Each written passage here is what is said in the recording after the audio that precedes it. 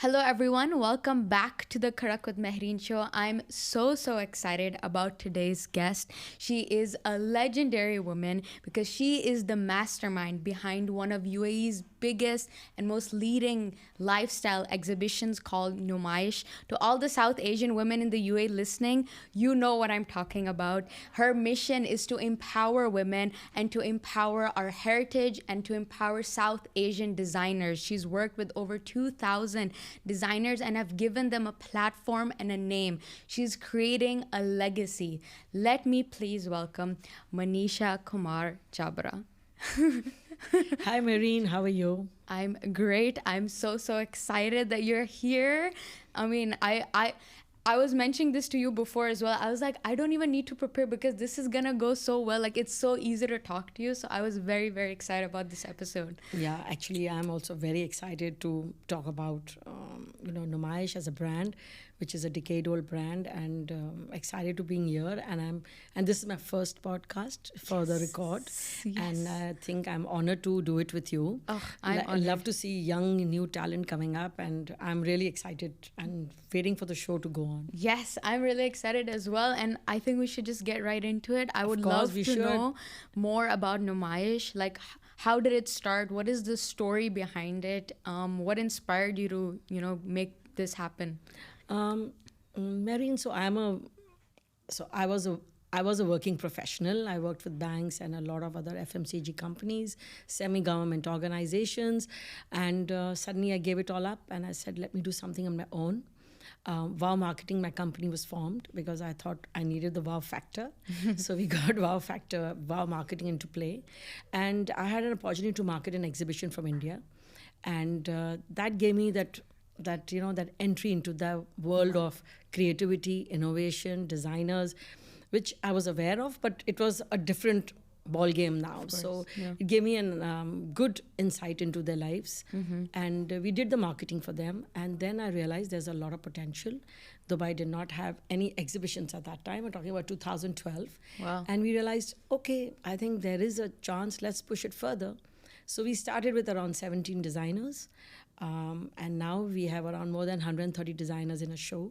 Wow. So we had the opportunity to meet amazing designers. And I realized that, UAE is a melting pot of cultures. It's so cosmopolitan. We have more than 200 nationalities here. And the interesting part is that the demographic, you have so much of South Asian, more than 60 to 70%. And a lot of them go to India to shop or Pakistan to shop. And I thought might as well get all the designers under one roof. Yeah. So that's how the idea came about. So you were the first. I was one of the first. One of the first. Because you're saying there was no exhibitions. No, so there was just one of them, but that also did really not cool. come up. But we were one of the first ones to get in there. Yeah. That's actually incredible.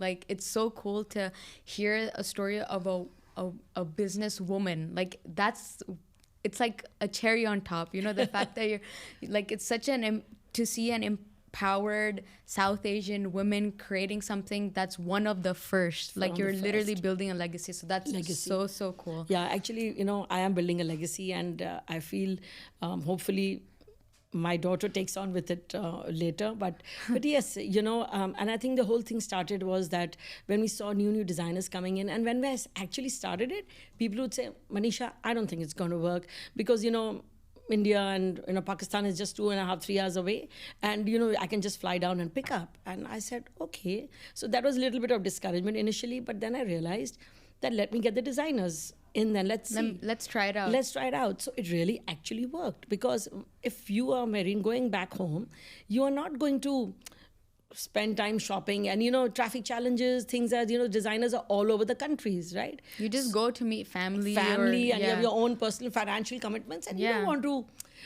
waste time shopping and going from one store to the other. And also, if you go to multi-designer stores, they have limited collections, right?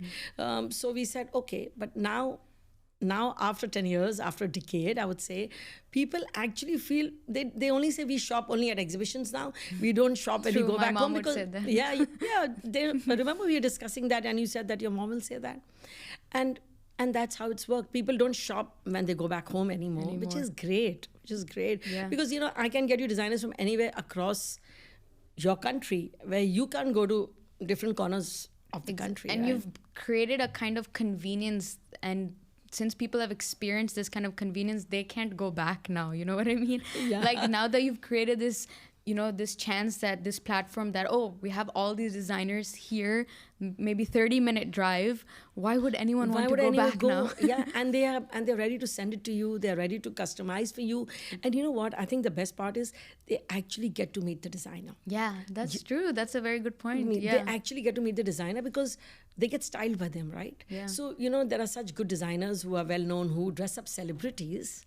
So a lot of people aspire. There's a lot of aspiration, right? So a lot of people aspire that, oh, I would love to go to the designer and I would love to have my dress. At least she'll take my measurements. And that's what happens, right? So you get a lot of these shoppers coming in, doing it with celebrity designers, and they love it. Wow. One thing I just remember, because you've worked with so many designers and you've worked with a variety of designers, and these are local designers that didn't have like a name before, right?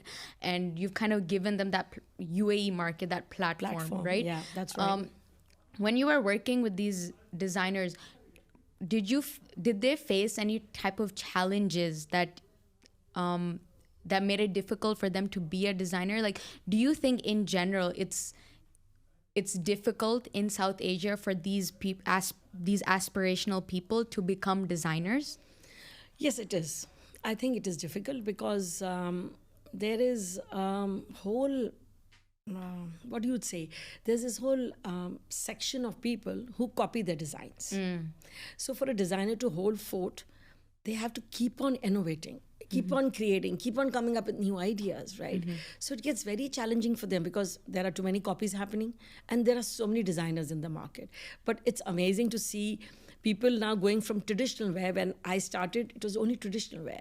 Our Western or modern fusion wear would be high street brands, like go to H&M or a Zara or a Bershka. But now you have these designers who are coming up with those. They are competing against high street brands, and which is amazing. Wow, like for me, if you give me an option, I would rather pick up one of these designers and then pick up a Zara because everyone is wearing a Zara. Wearing that. And there's a story behind the local designer. Like, there's a story behind each piece. Of course. Like, and it comes from our region. Isn't that preferable? Something to be proud of, you know. And you see so many. And you know what? Also, the best part is, in our countries, you have different regions having own different fabrics, different textiles, which they own. And there's so much to learn yet. And when you're wearing it, you're actually wearing heritage up your sleeve. And I think that's what else can we say? Right? Yeah. What else can we be proud of? Exactly. Including your outfit today. Oh, yeah. Oh, this is one of my favorite designers. Her name is Purvi Doshi. She was one of the few ones who were with me when I started my curation. And I loved her work. Her work gave me a sense of being part of a, kind of an, what do you call it? Like kind of an activity, like something which I'm helping to promote, part of an organization. And all these embroideries were done by ladies in Gujarat. And, actually they would go to the villages and give them work to do. So everything is handwork. She believes in a vegan peta brand. And she believes in nature. So you can see a lot of animals, pandas, and everything, nature, trees, flowers. So this is the brand which I resonate. I still have a lot of pieces from her. But these are the brands who have Purvi Doshi, Gaurang, and Raw Mango. These three started with me around 12 years back into the UAE market. And I think they were one of my mentors to take me into an insight of what this world is all about, textiles. Gaurang is a master of weaves. He supported so many handlooms and textiles back in India. He's from South India. He's supported them and they actually have livelihood. And that younger generation of theirs is actually thinking it's important for me to become a weaver instead of getting out of the village and doing something else. So he's a master of weaves. Raw Mango, Sanjay Garg, what do I say about him? His colors, his things. So these three brands started with me. And I love them. I still, promote them. But I feel as part of my own journey with them. Yeah, I love that. To get them into a platform where people didn't know about them. And people still do come up and tell them, we didn't know who was a Gaurang, who was a Raw Mango. And so that they are my mentors to get into Numaish, actually. Wow, you've kind of helped each other, basically. Yeah, we have. And I think it's amazing to see them. I love that. And as you mentioned that they kind of introduced you to the industry, to the market. Now you have more than a decade of knowledge and experience in this industry, in the, I would like to say, South Asian fashion industry. That's true. So I just want to ask about, let's talk a little bit more about this, the Desi fashion industry, right? Of course, yeah, we should. And I want to ask, what do you think is unique about the South Asian fashion culture, or the clothing in South Asian culture? I think it's the thing is that a lot of the designers now are bringing up age-old techniques of fabrics and textiles, promoting it and showcasing it to the new generation, which I think is very, very important, right? So these designers, which they are doing it, is actually giving the new generation a sense of knowing their roots, knowing their culture, and something to be proud of, right? That, and I think in a way it communicates some confidence to them that, I'm part of something, knowing their ancestors, knowing what their grandparents wore. So I think that is very, very important. I think this is what is so good about South Asian fashion. This is what we should be proud of, that Desi fashion is this. Silhouettes changing constantly, but the material will be that silk, will be that chanderi, will be the jamdani, and then you innovate. Yeah. So Desi fashion, I don't think anyone can beat. No one can. I don't think. And first is to be really traditional wear, but now your Desi fashion is even into Western and modern fusion wear. Yeah, it can blend into multiple different types things. of You culture. can wear anything the way you want it. So yeah, Desi fashion was there and is now here to stay. And how? And people don't know, but a lot of the textile, the fabric, like some of the best of the world comes from South Asia. It comes from this, the Indian subcontinent. The brocades and everything. All of that. And like there's a lot of fabrics that were so popular, but they eventually, now they're not popular anymore because the plant got extinct. Like, I'm not sure if you know about the muslin, the Dhaka muslin. Yes. But that came from Bangladesh. It was the most demanded fabric of the world because it was so soft and everything. But eventually the British tried to copy it. They failed and it got extinct. And so people aren't aware that a lot of the best fabric, cotton, other types of textiles that are actually going extinct. They're going extinct, and also they come from like South Asia. Like they're the biggest names behind the fabric as well, and the textiles. True. And more than the fabrics, it's also the techniques, right? You have the bandhani, you have the tie and dye, you have the shibori. These are all techniques too. So these techniques are also there. All your embroidery, all these ari work and all. So these are techniques, right? So would you say that South Asian fashion is the best in the world? Of course it is the best. It is the best. It is so innovative, so creative. And when you open Instagrams or the social media, you see designers, so many of them coming up new every day. So that's amazing. Everyone's there to promote Desi fashion. Obviously, just no one is not doing it for the sake of it, right? They are there to promote it to the next level. Exactly. And I feel like there's, not just in South Asia, but outside of South Asia as well, people do love the South Asian sense of style, but they're not aware that it comes from South Asia. Like it kind of goes back to cultural appropriation, because I remember watching this video. I'm sure you watched it as well. It was this viral video. It went viral, and it was this woman, foreign Western woman, and she was wearing a dupatta, and she called it a European scarf. Yeah, I did see that. When I saw that, I was like, are you serious? Like, are you actually serious? Like, before making a video, you can do like the basic level of research, you know what I mean? Yeah. But so that's what I'm trying to say, is that a lot of the fabric, or not just fabric, a lot of the style, even if it does come from South Asia, people don't know that it does. You know what I mean? And so cultural appropriation as well of South Asian clothing exists. I'm not sure if you've seen that, or I don't know what, but for me, I think from this is, after this European scarf story, for me it is the sari. That draped sari is become so easy to wear now. Yeah, true. And you just had, Isha Ambani wearing it for her, brother's wedding. One of the top designers did it and looked gorgeous. So the draped sari, I think, is amazing. It's still keeping you looking authentic and traditional, and it's easy to wear. So you and me we don't have to waste too much time. Oh, we'll say who'll tie the sari. It's just easy to wear now. So I think the drape sari is one of the brilliant innovations you have, because you're keeping everything in mind. You're keeping convenience, ease, tradition, everything in mind. And style, and it looks Style, stunning. and yeah. you can do it with multiple fabrics, silk or georgettes or whatever. So yeah, drape sari is here to stay, and how. Wow. Yeah. I think that's amazing. I mean, I've never worn a sari. I feel so sad to admit that. I've never worn a sari. I really want to. But yeah, I never got the chance. But I love saris. Like, I can't even explain to you how much I love. And they look so elegant. They look so elegant. So now you can just have to go to the tailor and just get your saris stitched. Yeah, I have I'm to get telling you, them. I have 2-3 of them myself stitched.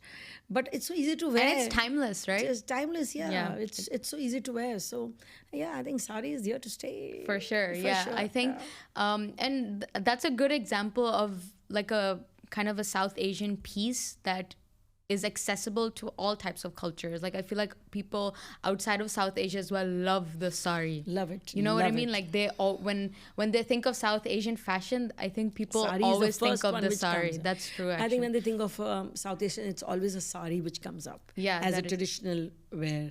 And I'm so glad this, again, I'm going back to drape saris, that you can make it even look like a gown too, make it that dressy and have that, thing. So yeah, I think it's good. Yeah.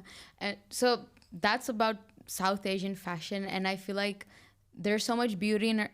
I think every single culture has their own sense of style. That's true. Every single culture has their own type of fabric, their own type of technique, as you said. So everyone has like their own unique style to it.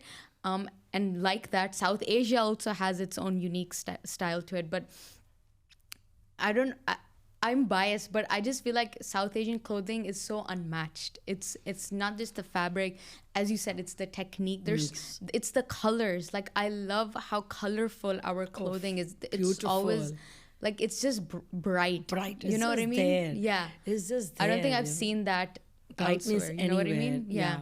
I think those colors and the kind of dyes we use, I don't think anyone can replicate or duplicate it, because it's so patent. It's like it's ours. You cannot deny that at all. For sure. Yeah.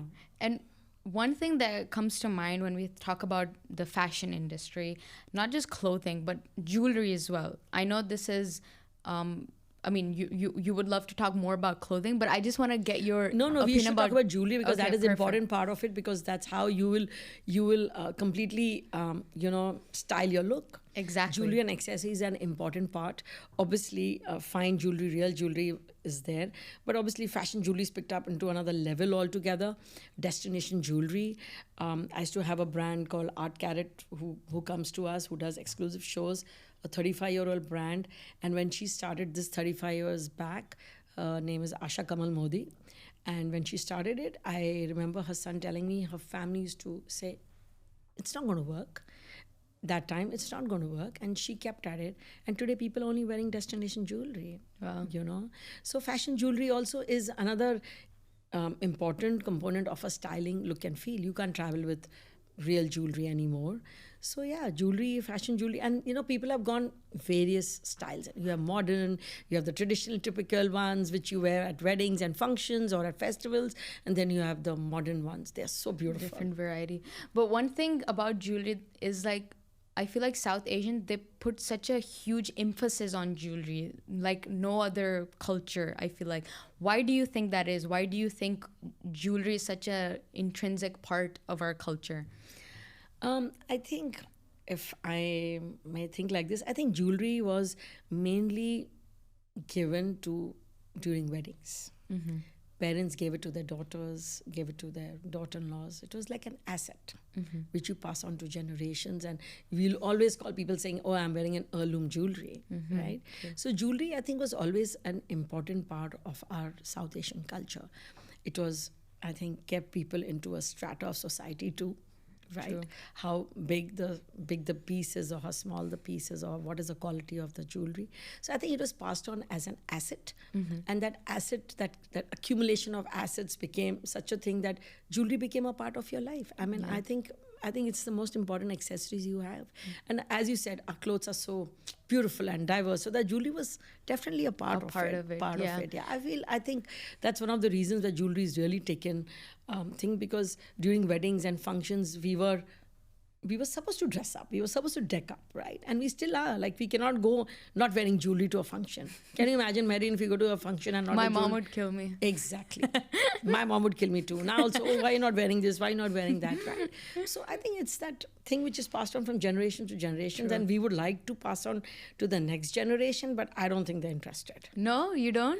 Yeah, they just like, they would say, oh, we want something simple. We don't want those heavy sets. Who's going to wear them? They're all going to be lying in the lockers all the time and all that stuff. How do you feel about that? How do you feel about some of these like important cultural aspects possibly being lost as the generations they're go actually down? kind of fading away.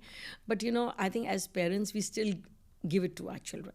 As an asset, like, it's good for you. It's part of your, your wedding, your assets. It's good for your future. And just in case, God forbid, anything happens, parents do think like that. Of course. So this becomes your wealth, which you can keep on with it. And I remember, because it is an investment, like I remember reading this article about how important gold and jewelry was for women, especially in the past in South Asian cultures, because during that time, most of them were housewives. They didn't have any other source of income. So gold became their main source of, it gave them some sense of control and power. Confidence and power. Exactly. Some kind of financial independence. I have it. Let's see what you're up to, kind of a thing. You know? So I also feel like that's why mothers feel like it's so important to pass it down to their children and so on. Yeah, that's why mothers till now collect. Yeah, They still now collect slowly that once my daughter gets married or when I have a daughter-in-law coming home, I will give it. I'll pass on to my legacy. It's again the legacy passing on. Yeah, exactly. And this makes me think about how heritage, right? Like how it's important it is to preserve our heritage. Before I ask that question, I just want to ask you a little bit about why you think it's so important to preserve our heritage. It's very important. It's very important. And as I was telling you before, this generation, we need to understand from where we came from, and how do we do that? So obviously, you can go back home and, visit places. But when you talk about clothes and, textiles and fabrics, you have a story to tell, right? There's always a story. And I think the generation now, and also my generation, I would love to own a Kanjivaram, though I'm not a sari wearer. But it still excites me. It still excites me to own one. And why is that? Because I think I want to be part of my culture. I want to be part of the roots which my parents were, especially South India. I mean, it's big. You need to have a particular line of saris when you're getting married. So I think it's all connected to your heritage, your roots, and I think that's how you will pass on and teach your children too. That's why when we see a lot of these functions, and I think it's all about the past, the present, and the future. So maintaining your heritage, you're looking at the past, you're in your present, you're enjoying it, and you're ready to give it to the next generation. So I think that is very, very important for people. Like how much ever we can push and carry on to the next generation for them to enjoy it, appreciate it, and respect it. Yes, that's beautiful. You put it so beautifully, and I feel like I didn't realize how important it is for us to understand our roots and our cultures, and especially as someone young, because this generation is where it's kind of dying off, if that makes sense. So that's kind of what I wanted to do with this podcast as well, to educate myself about our heritage, to learn more about interesting things in the South Asian culture, so so I truly believe in what you just said. Do you think that the younger generation it'll be hard to pass that down, the younger generation, as in it's kind of dying down? It is slowly. It's not dying down. It's very slow. You have a very slow kind of trickle. Because I think the generation now, what they are looking at is quick fix. Quick fix in terms of, not in a bad way, and also in the price point of view, right? So they don't want to spend that much money. So you'll still see mothers or with their aunts or mothers, they still, you have this generation coming, young girls coming to our exhibition because they don't want to select on their own the Indian clothes, or they want to go to their best friend's wedding, or they want to go to their cousin's wedding, but they are still coming in with their mom or their aunt to help them and guide them. For them, it is that they don't want to spend so much money, and they're not looking at the quality of fabric, right? So if you're buying an X quality of fabric, you need to pay that amount, which I think people are not ready to pay now.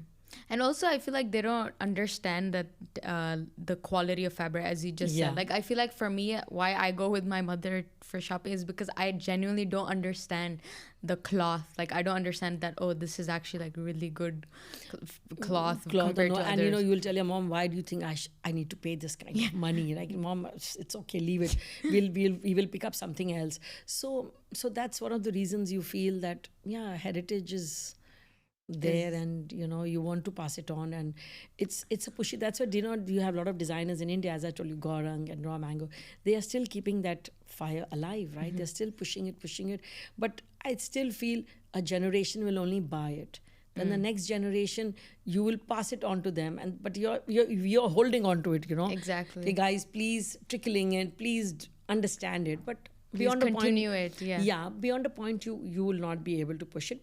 But still, this generation loves to wear Indian clothes, or South Asian clothes. They love to wear a sari and I show love that. off. Yeah. Yeah. How do you think, I know you can preserve heritage in multiple different ways.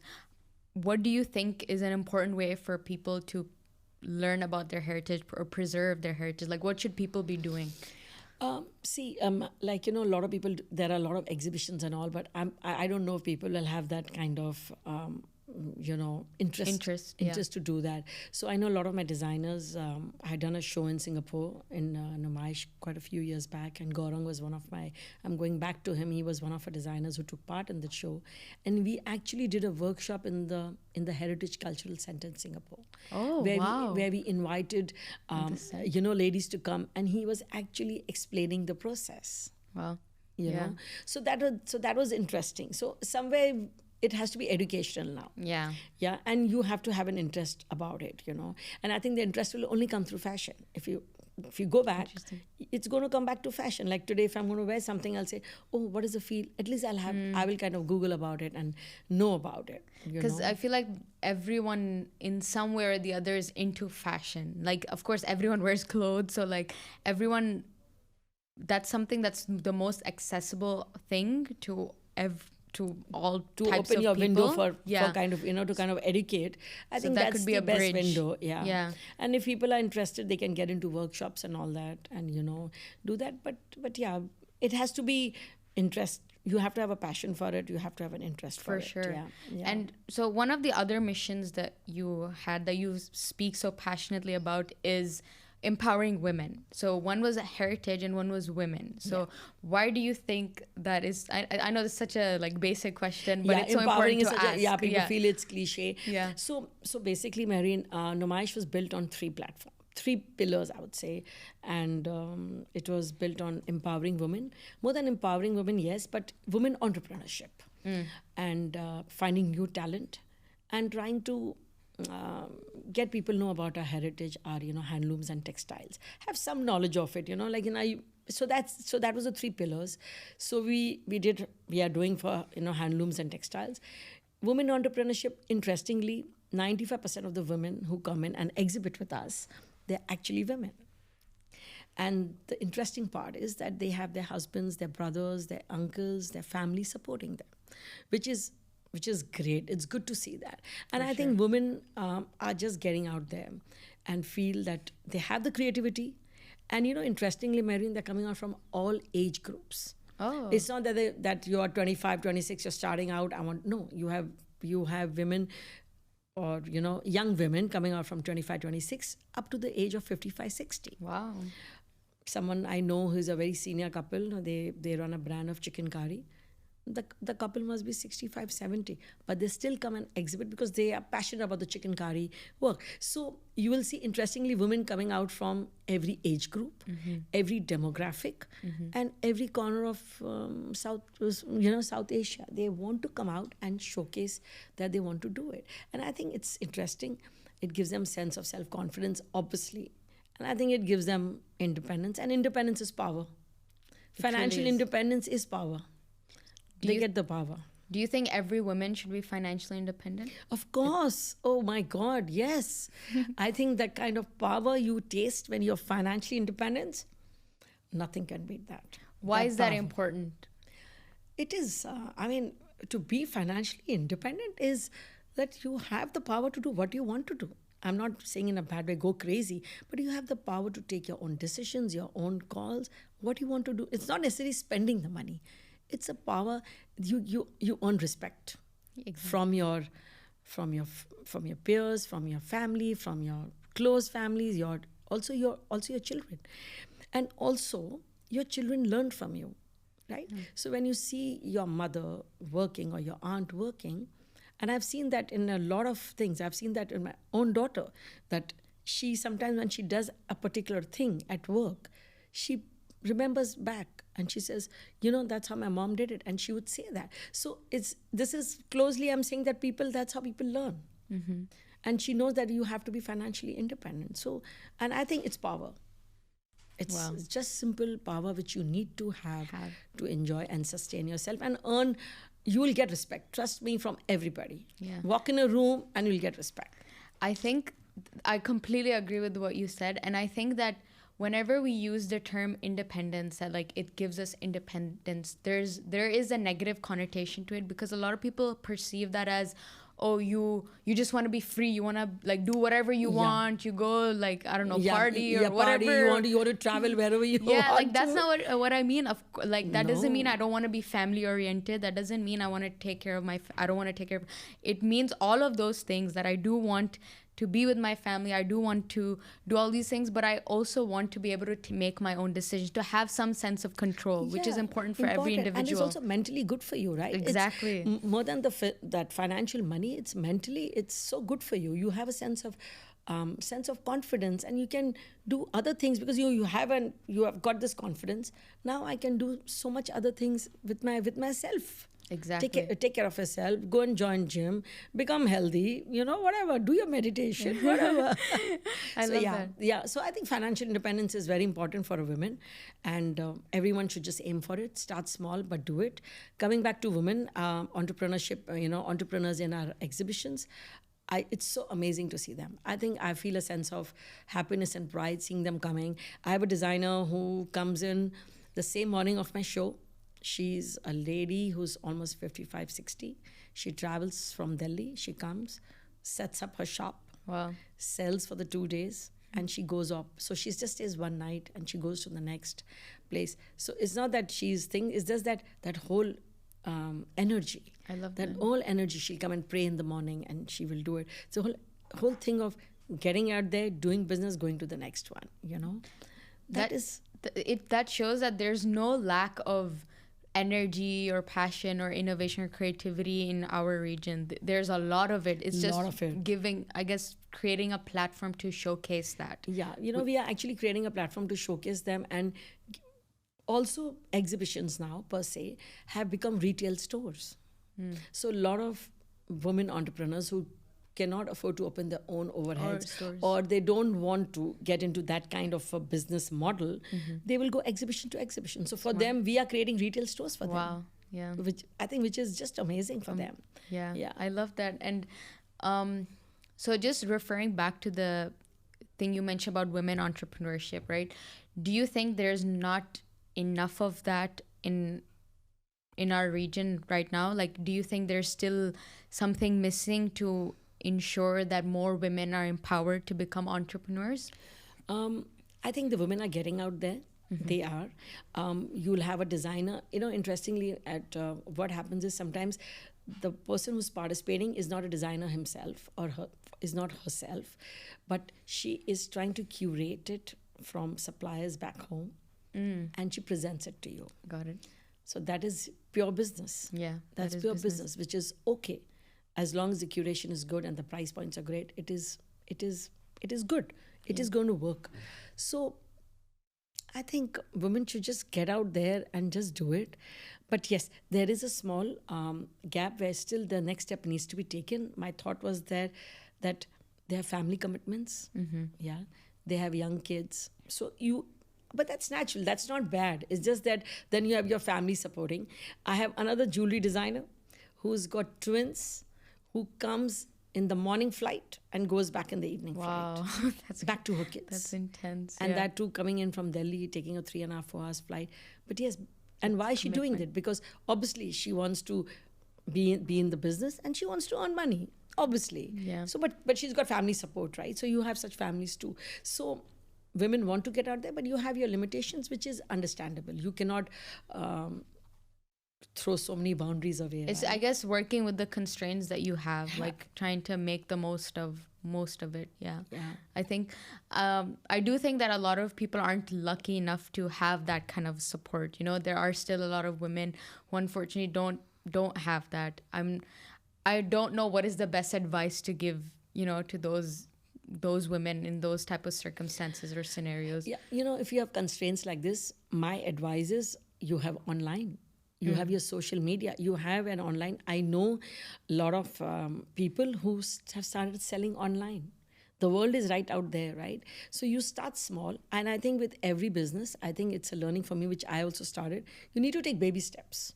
You need to don't jump in and throw in money and say, oh, I'm getting into a business, let me just do it. No, you need to take baby steps. You need to go small. And that's how you're online. And luckily, you have the online for you. Yeah, right? true. You have so many platforms. You start selling it there. You have and you're still at home, or you're still within your constraints, as you said, Maureen, and you can see how it grows. And your family, you yourself will realize, I have my potential, let me go to the next level. And I think that's what you should do. You should always start small, take your small steps, and then go on to the next level, and then the next level, and then the next level. That's how you're going to prove to yourself and to the others around you, guys, I can do it. Wow. That's actually really smart. Yeah, that's I mean, you can just be online and do it, you know. I would love to do something like that. I myself, I want to start something and do it online. Remote. Yeah. And why not? Yeah, I think especially now that we have like the whole world in our fingertips, we are better able to work around our constraints. So even when it comes to women who may not be in the most supportive environment, there are ways in which they can do it to start and then eventually gain the respect. Gain that, yeah. And you know, also, Marine, COVID has taught us a lot in terms of. I mean, it has taught, we all have undone that and moved on. But yes, it has taught us that you can work within a confined space. True. You can work from home, and you know, and we did it for 2-3 years, and some of us are still doing it. True. So I think COVID has taught us this too, that you can still work, run your businesses, and still be successful. True, very true. I think there's a lot of practices after COVID that, like, even though COVID's gone and all of that, but we still are working online. Like a lot of the teleworking, telehealth facilities and services, they continue to exist. So in that way, COVID was great. In that sense, it made us learn that you can still not be out there and still be there within your space and run your show. Yeah. So going back to, you were mentioning about the designers that you worked with and the amazing experiences that you've had with those designers. I remember when we were having a conversation earlier before, it was about how some Indian or South Asian designers, they don't want to go out of their comfort zone of leaving their country. Like they want to only sell in their own countries. Do you think that's true, and why do you think that exists? I think when as we are discussing about designers and how the constraints they have, mainly it's the costs. And also logistics, like how do they get the goods here, and also the cost. So they get a little hesitant. So we as a brand, we feel that we want to support them, and we, like, as I told you, one of our pillars was to find fresh talent, and we always have an interesting mix of 60 to 40. We do 60 are our regular designers, and 40% is our new designers, because people are looking for something new. And curation has become the king now. Like how content is the king of OTT, curation is the king of exhibitions. Today, if you do not have a good curation, nothing works. It will not work. Within 1-2 hours of your exhibition of the day show, people realize nothing is interesting for me, I'm not going to come. So again, going back to the thing is that yes, so they have constraints because they feel that, how do we get the goods here? How do you do the money, the currency, the exchange? Because it's an international trip, right? So it takes time for them. And also because the domestic market is so huge back home. That's true. The domestic market is huge. Travel is easy. Goods, transfers are easy. So the domestic market is huge. They feel, I think I'm making more money here. Why should I go and try? Why do I need to do that? But yes, obviously we do 4 shows a year. So we have these designers who come to us. And they're doing it because they want an international platform. They want to increase the market space. And they feel Dubai is definitely a place to do it, right? Because mainly UAE, because you have an interesting demographic mix of South Asian audience. Plus, we party a lot. We celebrate a lot. We have so many festivals. We have so many occasions. And thanks to social media, you don't want to repeat your clothes. Right? So if one dress has gone on Facebook, I don't want to wear it again, right? So you have this audience, you have this shopper base who wants to do that, right? So when you look at designers, they feel, why should I go all the way? I will, be here. But there are some designers who do come, and we do space options. We do different sizes for them. If you cannot fit into this budget slot, we'll give you another budget slot. So we try to make it how much easy we want, because I want that brand to come here, because I feel the brand has potential, and I feel the brand is the right price points, because we need to do the guidelines. You just cannot give it to anybody, and when they come here and they're disappointed, it's not right. It's not right, because you are getting someone's business here, right? They are investing in you, so you also have to invest in them. It's a two-way street. It's a two-way street. You have to be, keep that in mind, that you need to respect that these guys are, like when I see them coming in, with all their goods, opening their bags, ironing with that hope, it's like, they make you feel that I really want to do more for them. Yeah. And that's what I tell my team, that, don't think you have sold space, your story's over. Your story is not over. Yeah. Your story is when they have gone successful, and we try very hard to make the curations work for them. And me and my team, we're always on the ground helping them, guiding shoppers. Because suppose if you come in and you tell me, oh, Manisha, I want to go for a function, I want to wear something like this, I can guide you easily, me or my team, right? So we do that also on the floor. We kind of guide people to go to the right designer of what you want. Yeah. Love that. I can see the passion in you to ensure that, these designers, that they come in, they are as valued as they should be, as respected as they should be, which is really important part of fashion. And like it's art. Like this is a piece of art, and they're artists as well. So yeah, like we can see the passion when you say that. Yeah. And it's been years now, but yeah, it's still before every show, it's still a thing that how do we up the game in marketing? Of course. How do we strategize? How do we get the game up there? And that's why a lot of our campaigns, and so our every show is a story, is a campaign, is a story. Some of the designers are more into sustainable, so we promote that story. Some of them are more into handlooms and textiles, so we promote that story. So we are trying to promote the show as a story, not as, oh, just come and shop. No, we promote a story, and we want them to be successful. I love that. And as you said, like every fabric, everything that you wear has a story, so why not highlight that? So yeah, why not, and get them out there, For sure. And so I just want to go back to the point that you said, which was about how South Asian, so this is kind of about like South Asian buyers, right? And how usually they don't like to repeat their clothing. Yeah. And that's so true. Like I know that for a fact, because even my family is exactly like that. And I don't know what it is. One thing is, of course, social media. Do you think that we care so much about what other people think, that's why we don't want to repeat? Like what's the backstory behind this culture? I think, we don't want people to know that. See, I mean, in a way, we can repeat clothes, but we feel you have this. I mean, it's not few, but a lot of them. They don't want it to be repeated. They don't want to be seen again, because they feel, no, we want to wear something new. It's a thing of plenty. Right? It's a thing of plenty, where people want to wear new things and wear. Yeah, if someone's wearing something which is a new designer, or trying a new silhouette, or trying a new thing, which is understandable. But someone who's saying that we don't want to wear it again on a social media, so they will keep it in the closet for 4-5 months, and then maybe wear it with a separate group or something like that. They're not going to throw it away, because there is a price, of course, there's a value. They'll not throw it away, but they will keep it aside for some time, and they will plan and how to wear the next one. Yeah, I think like this is very much in our culture, this thing of like not repeating clothes. Yes, like it is. South Asians do not repeat their clothing, and of course it has a lot to do with them wanting to showcase different types of pieces that they have, different types of like all these different designs that they have. They want to showcase that. That's definitely true.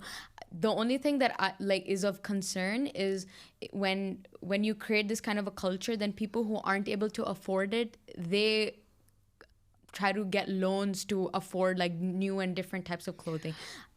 Yeah. No, see, I don't think they don't do loans. So that's the reason when you make a curation of a show, you will do affordable luxury. That'll be the main, that's I think the exhibition's different because it's like, I remember you saying that it's affordable luxury is the mantra. Mantra. And that's the reason we get the kind of designers we get with different price points and different styles. So people who think they cannot go on to onto that level of pricing, they will look at somebody else. Yeah. And they will manage with that.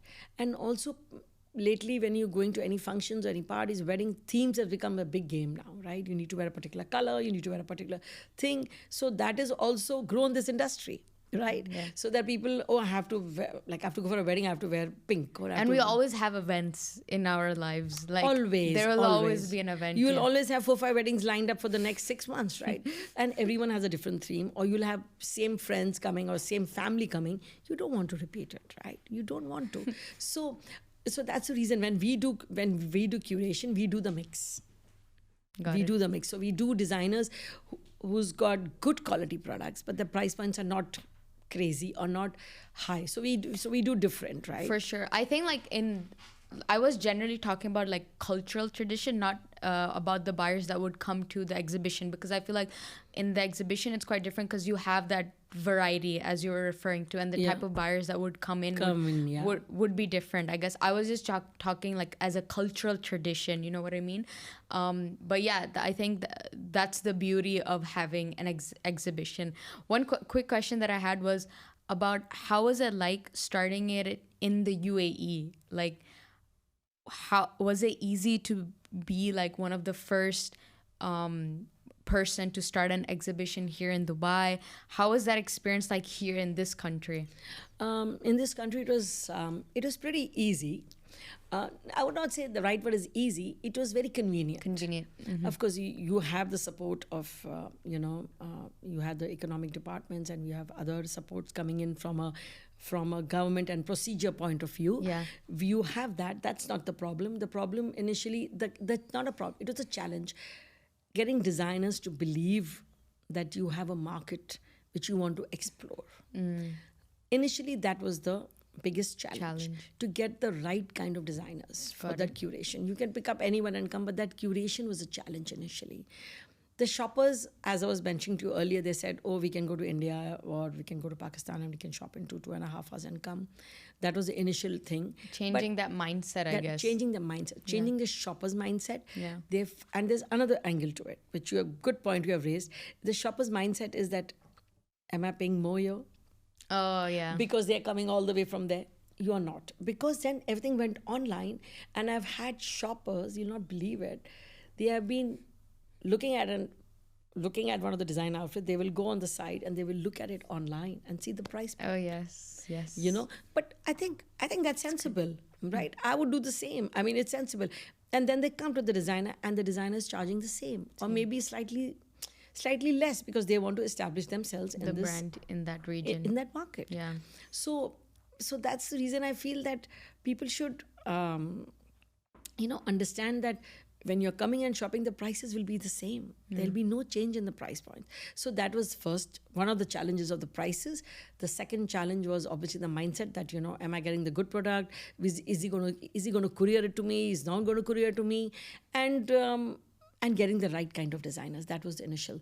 But I think once we took off, and it became more interesting for me also to find new designers, because I really wanted to get the good ones come here. But then I realized that price points conscious you have to be. Yeah. And I think more so it's become now, not when I started.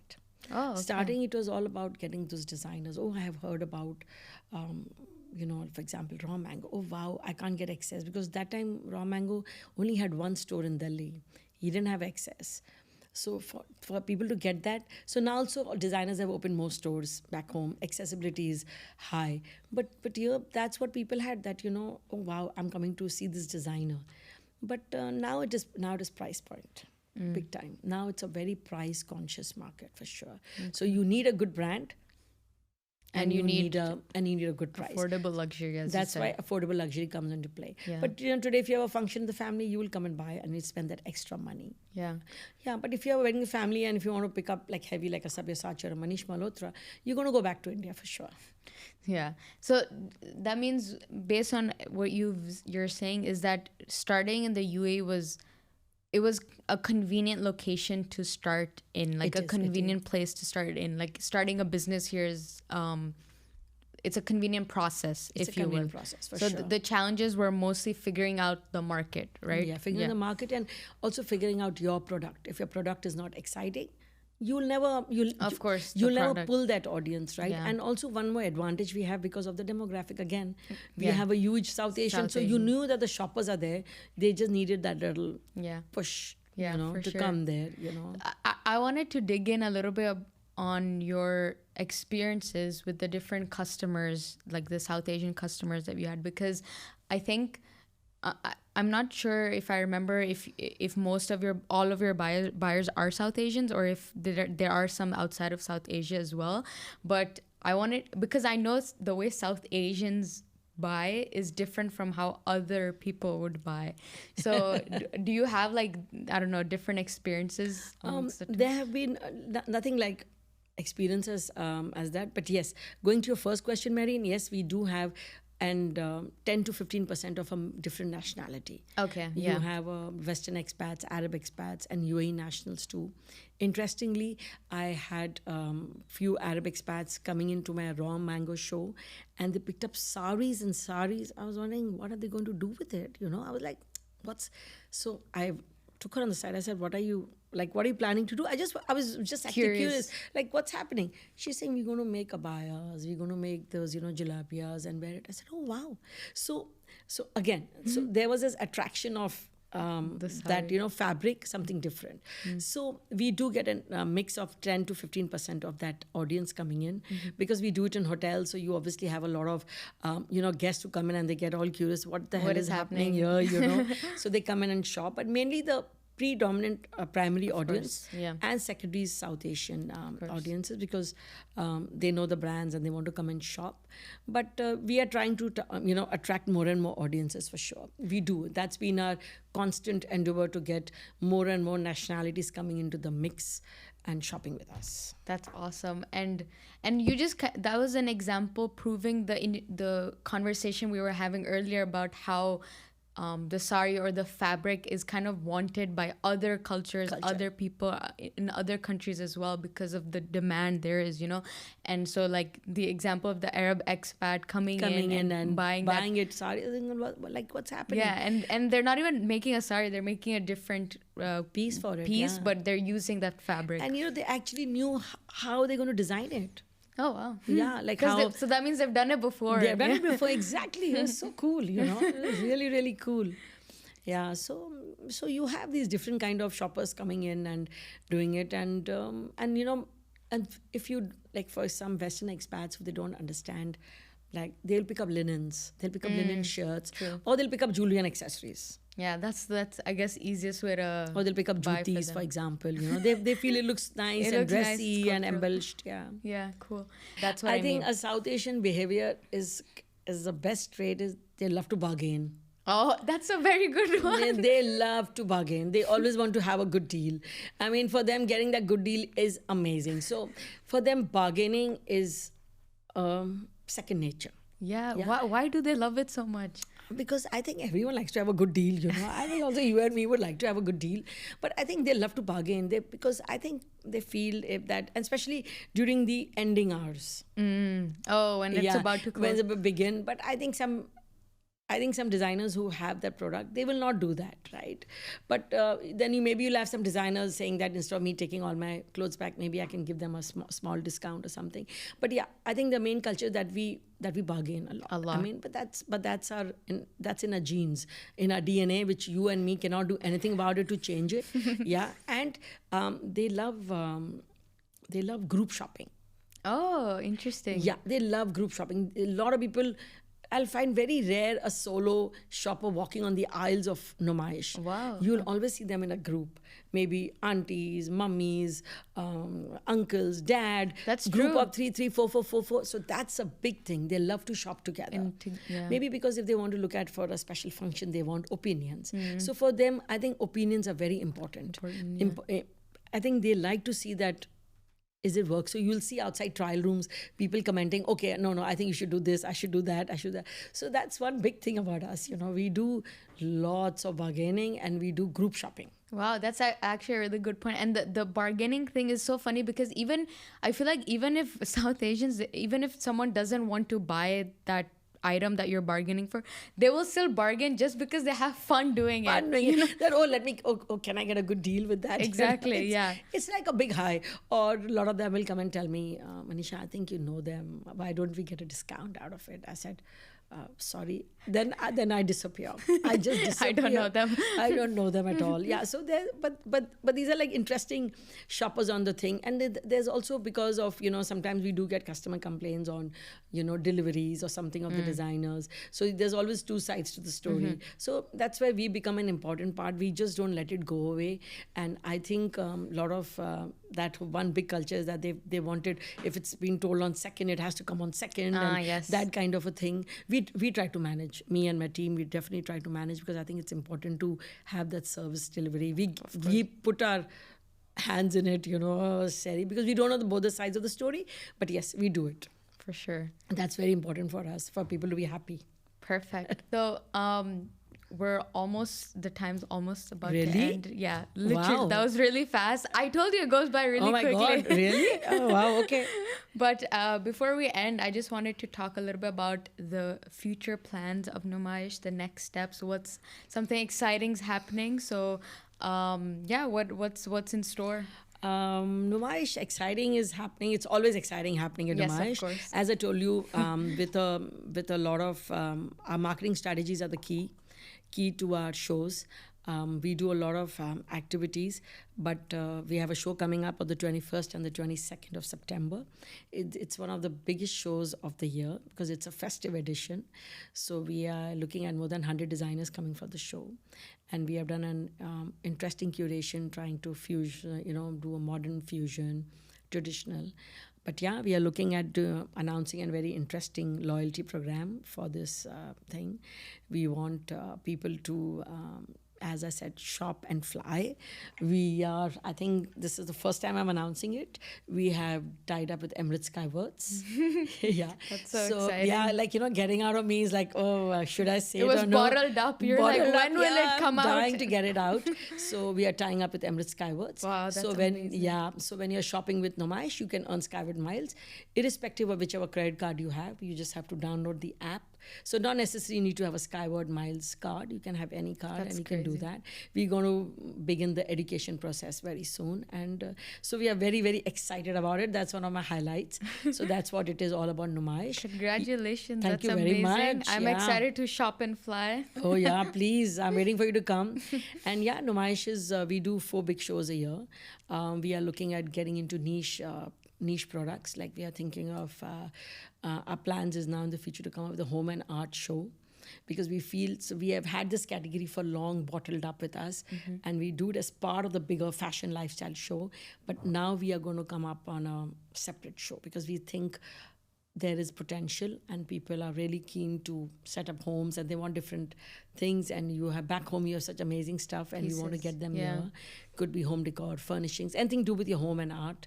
So we are looking that's at that. cool. That's Yeah. actually So that's one of our big changes this year. Wow. Well, congratulations. That's Thank you very, so very much. exciting. And Thanks. I'm so glad that we were your very first podcast. Yes, and I actually did it. I don't believe this. No, you know? this was great. Like, this was so smooth. I'm telling you, like, you're a natural. It's very easy to talk Oh, to really? you. So, Okay, now. yeah, it was very smooth. I hope you enjoyed it as well. I loved it, and I really don't know how the time flew. By, yes. And there was so much there, and so many things which you asked me, which really made me think in a very different way. Thank you so much. course. You have made me back to studying again. I love it. So funny. Thank you very much. Thank I you so had much. a really, really great time. I hope you liked the Karak. In the end, we do a little cheers. Okay, we'll do a cheers. Cheers. Thank you so much for having me. Of course. It's been a pleasure, and love people to hear about our conversation about South Asian fashion and how we grew. Perfect.